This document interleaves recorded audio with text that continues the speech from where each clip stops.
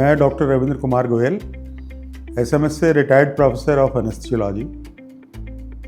I worked in SMS hospital around about 38 years. In last about 4 or 5 years back, I have got a severe backache. इतना भयंकर दर्द होता था कमर में कि I am not able to even stand properly. जो doctor Kala Kasliwal है, इनके पिताश्री कभी आया करते थे हमारे पास SMS में. बहुत सारे लोग उनसे परिचित भी थे. वो कभी आते थे 2-4-5 महीने में, कभी साल में एक बार. तो मेरे को एक बार उन्होंने कहा था कि बेटा तुम कभी एलोपैथी से ठीक नहीं हो तो मेरे पास आना.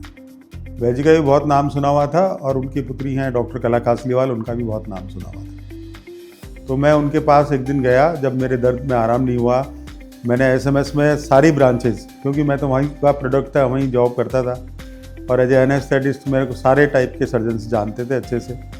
मैंने 2-3 बार MRI भी कराई, ऑर्थोपेडिशियन को दिखाया, न्यूरोफिजिशियन को दिखाया, फिजियोथेरेपी कराई, स्पाइन का बहुत कुछ किया मैंने, बट कोई रिलीफ नहीं हुआ. तो मैं इनके पास गया, इन्होंने मेरे को देखा, कला कासलीवाल जी ने जब देखा, सिर्फ पल्स देखी और पल्स देख के मेरे को बोले कि आप जो है ना, बहुत सिंपल सा नुस्खा बताया कि 3 पराठे बनाओ रात को.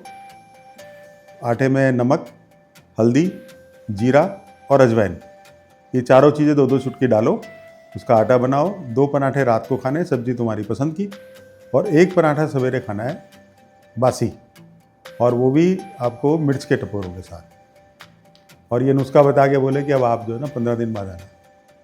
आप बिलीव नहीं करोगे, मैं कम से कम 50% क्योर्ड हो गया विदिन 15 डेज. मतलब मैंने देखा कि रसोई के मसालों में ही सब कुछ दवाइयाँ थी. क्या उन्होंने जादू किया मुझे नहीं पता.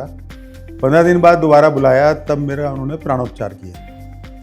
अब शुरू में तो मेरे को समझ नहीं आया ये प्राणोपचार होता क्या है, शब्द क्या है, जो लिख दिया पर्ची में प्राणोपचार, मेरे को समझ नहीं आया. जब इन्होंने किया प्राणोपचार तो मेरे को ये लगा कि उनके हाथ लगाते, टच करते ये लगा कि मेरे को कोई पॉजिटिव एनर्जी मिली है शरीर में. मेरे को लगा कि सारी एनर्जी इनकी मेरे अंदर आ गई और मतलब जादू सा ही हो गया. फिर मैं every week I used to come and get the प्राणोपचार. Within 2-3 months I was completely cured. और उसके बाद मुझे आज तक कभी कोई दर्द कमर में नहीं हुआ. मैं जब कमर में दर्द हुआ था उससे पहले रोज़ाना 5 से 6 किलोमीटर वॉक करता था. बहुत बरसों मैंने वॉक किया है, मोर देन 40 ईयर्स. लेकिन 1 साल मेरी वॉक बंद रही. लेकिन कला कासलीवाल डॉक्टर साहब से मिलने के बाद में मेरा कमर दर्द ख़त्म हो गया और मैं पहले की तरह ही रोज़ अच्छे से वॉक करना शुरू कर दी. तो मैं उनको बहुत बहुत धन्यवाद देता हूँ कि उन्होंने एक एलोपैथी डॉक्टर, जो कि जिसको आयुर्वेदिक दवाइयों के बारे में बिल्कुल नहीं पता होता था कि क्या दवा होती है, कैसे होती हैं, उन्होंने मेरे को बिल्कुल कंप्लीट क्योर्ड किया.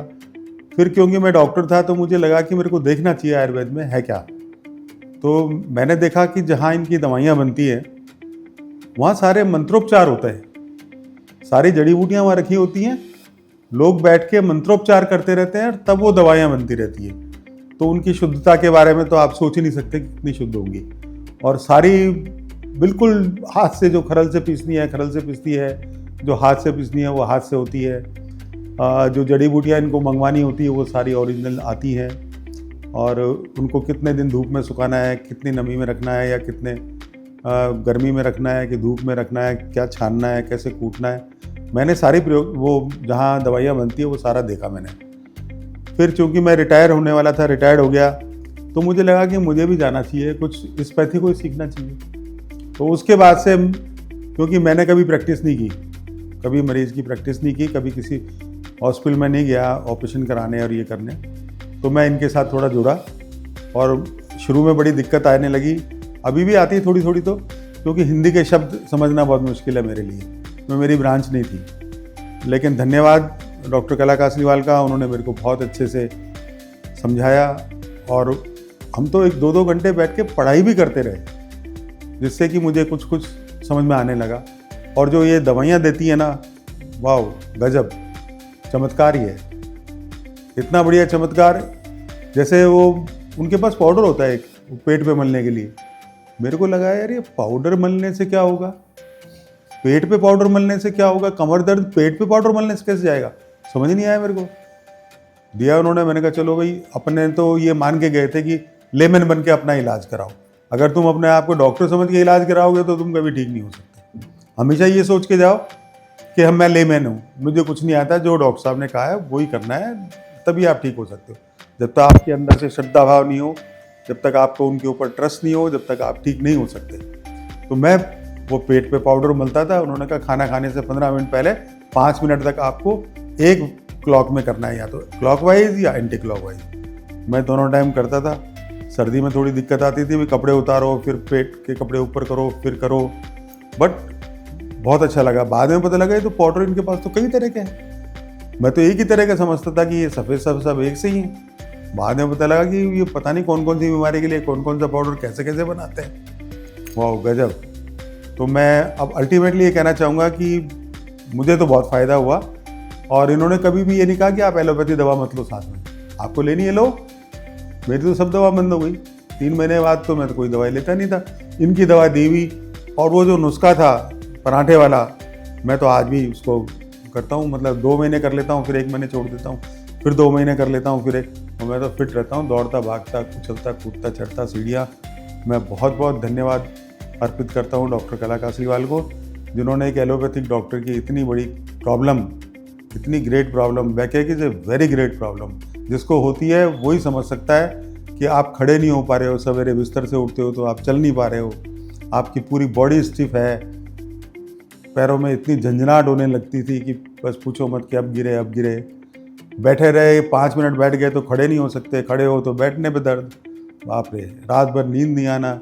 सब समस्याओं का समाधान डॉक्टर कला कासलीवाल ने बहुत अच्छे से किया। उसके बाद तो परिवार के और सदस्यों को भी मैंने दिखाया। मेरी धर्मपत्नी हैं, वो PhD हैं, डॉक्टर नाम लगाती हैं अपना, डॉक्टर किरण। उनको थायराइड की प्रॉब्लम थी फ्रॉम मोर देन 40 ईयर्स। शुरू में हाइपरथायराइडिज्म था, एल्ट्रोक्सिन का वो खाते थे, नीमरगोजॉल, बीटा ब्लॉकर। फिर बाद में बेटे का जब बर्थ हुआ 1985 में, उसके बाद में वो हाइपोथायराइडिज्म में चली गई। फिर वो दूसरी दवा खाने लगी हाइपोथायराइडिज्म की। चलता रहा। जब इनसे मुलाकात हुई तो इन्होंने थायराइड के लिए पता नहीं है रुमाल से जीभ पकड़ के क्या करती हैं, भगवान ही जाने कौन सा प्राणोपचार देती हैं। वो तो थायराइड भी ठीक हो गई उनकी, कोई दवा की ज़रूरत नहीं, आवाज़ भी बढ़िया हो गई, थायराइड भी ठीक हो गई। तो हम तो अब जो है ना एलोपैथी की तरफ जानता ही नहीं हूँ मैं तो, मतलब सोचता ही नहीं हूँ कि एलोपैथी भी कोई दवा है लेने की। मैं ये मान के चलता हूँ बीइंग ए डॉक्टर कि एलोपैथी में सिर्फ सर्जरी एक ऐसी ब्रांच है जिसमें ट्रीटमेंट बेस्ट होता है, सर्जिकल ब्रांच है। अगर कोई आपकी बहुत बड़ी गांठ हो गई है, फ्रैक्चर हो गया है, प्लेट डालनी है, स्क्रू कसने हैं, और कोई प्रॉब्लम है, तो सर्जिकल तो उसका मुकाबला तो एलोपैथी का कोई कर नहीं सकता, जहाँ तक मेरी नॉलेज है। हो सकता है आयुर्वेदिक में भी सर्जरी का कुछ होता हो, बट आई डोंट नो, मुझे नहीं पता इसके बारे में। बट एलोपैथी में only surgery side. Medical side में आज भी डायबिटीज़, अस्थमा, ब्लड प्रेशर, ये ऐसे रोग हैं जिनका एलोपैथी में कोई इलाज नहीं है। You have to take the medicine. Start with your रोग जब शुरू हुआ तब से लेके टिल डेथ, मरते दम तक आपको दवा खानी ही खानी पड़ेगी। लेकिन आप आयुर्वेदिक में मैंने देखा कि जैसे डायबिटीज़ है और ब्लड प्रेशर है, ये क्योरेबल डिजीज़ है और क्योर होती हैं, और मैंने देखा है होते हुए। फिर मैं थोड़ा बहुत सेवा भाव में जुड़ गया, बन गया ये तो लोगों की सेवा, और इतना बढ़िया सेवा करते हैं कि पूछो मत। वहाँ कितने सारे लोग काम करते हैं जो दवाइयाँ बनाते हैं, कोई पुड़िया बांध रहा है, कोई जड़ी बूटी पीस रहा है, कोई खरल चला रहा है, कोई पर्ची निकाल रहा है, कोई दवा बांट रहा है, कोई कर रहा है, सब निस्वार्थ भाव से काम कर रहे हैं। तो मैंने कहा मेरे को भी थोड़ा बहुत करना चाहिए। तो मैं धन्यवाद दूंगा कला कासलीवाल जी का, जिन्होंने मुझे अपने साथ जुड़ने का मौका दिया, ये प्यार दिया, जिससे मैं भी थोड़ी बहुत कुछ सेवा मरीजों की कर पाऊँ। मुझे बहुत अच्छा लगा। लेकिन उनका डेडिकेशन है, जब वो प्राणोपचार करती है ना, मेरे को लगता है वो सारी हमारी ख़राब एनर्जी तो खुद ले लेती है और अपनी अच्छी एनर्जी हमें दे देती है। मैंने देखा उनका वजन कम होते हुए, पता नहीं वो क्या उनके हाथों में जादू है, क्या उनको भगवान ने ऐसा आशीर्वाद दिया है कि वो बहुत बढ़िया प्राणोपचार है। अंत में उनका बहुत बहुत डॉक्टर कला कासलीवाल जी का बहुत बहुत धन्यवाद करना। जय श्री राम।